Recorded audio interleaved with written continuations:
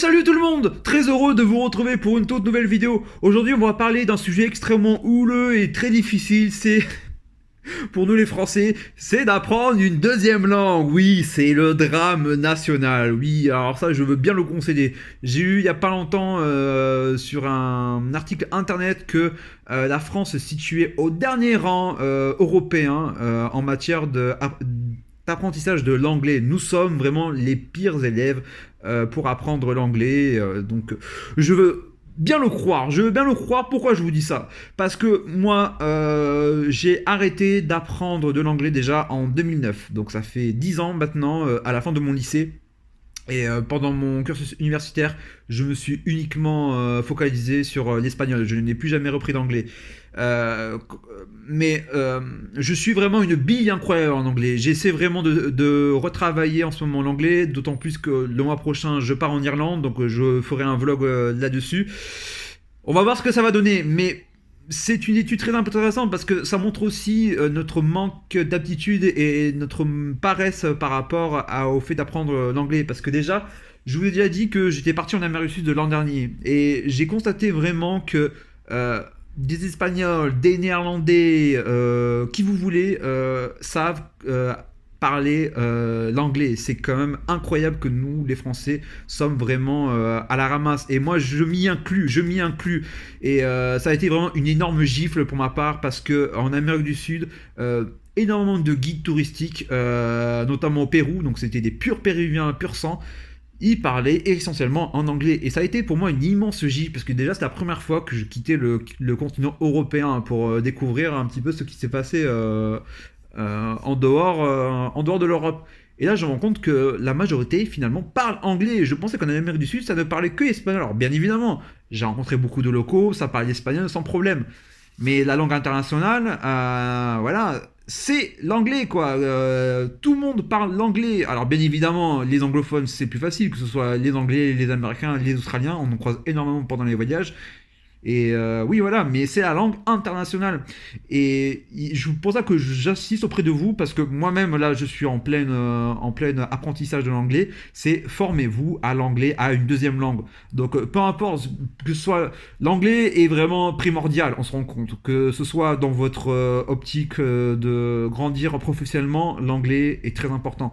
Au même titre que l'espagnol. L'espagnol, évidemment, bon, il n'y a que l'Espagne et l'Amérique du Sud où cette langue est pratiquée, mais c'est une langue aussi très importante. Et figurez-vous que moi, j'avais des bases, bien évidemment, j'avais beaucoup de bases, mais j'ai fait des progrès absolument spectaculaires sur le terrain pendant 4 mois en Amérique du Sud, où vraiment, même si je ne suis pas, je n'ai pas acquis la totalité de la langue. Notamment pour moi, suivre une conversation, c'est encore une conversation entre espagnols, c'est très difficile.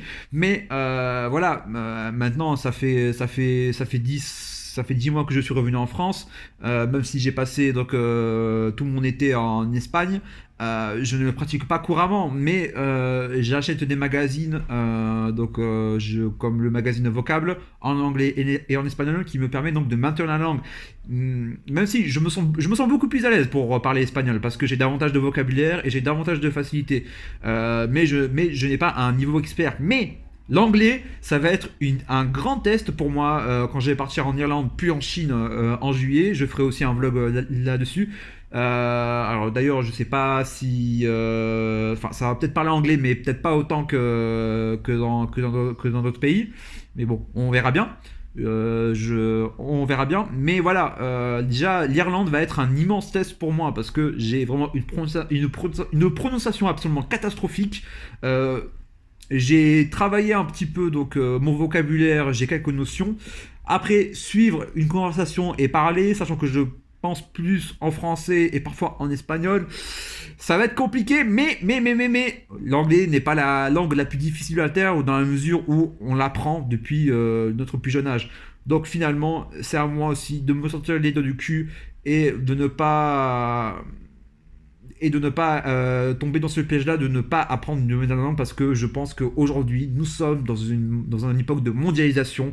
C'est ainsi, c'est comme ça. Il y aura peut-être des réfractaires, mais il est important d'apprendre une deuxième langue. Donc, si tu es dans cette optique-là, fais-le. Et si tu n'en as pas envie, franchement, remets-toi en question parce que franchement, tu ne peux pas faire sans.